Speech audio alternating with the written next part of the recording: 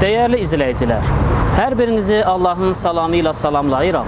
Bugün sizlere ara vurmak məqsədilə söz getirip götürənlərlə əlaqəli danışacağım. İslam dini bütün Müslümanları bir-birine qardaş elan ederek bu qardaşlığa zərər vuracaq hər söz və davranışı qadağan elan etmiştir.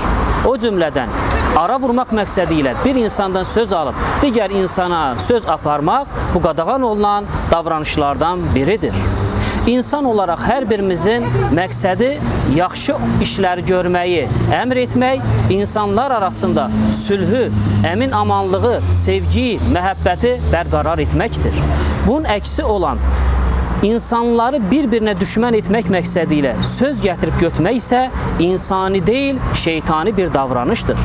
Peyğəmbər sallallahu aleyhi və səlləm nə gözəl buyurmuşdur ki, ara vurmaq məqsədilə söz gətirib götürənlər cənnətə girə bilməz deyə buyurmuşdur.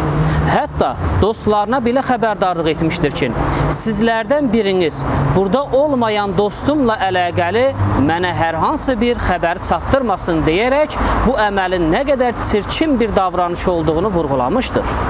Değerli izleyiciler, toparlayacaq olsaq, ara vurmaq məqsədilə söz gətirib götürmək, qardaşı qardaşa, dostu dosta, atıyı evlada düşman edən amillərdən biridir.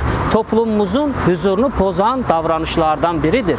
Bu davranışdan uzaq olağın ki, toplumumuz daima huzur içərisində olsun.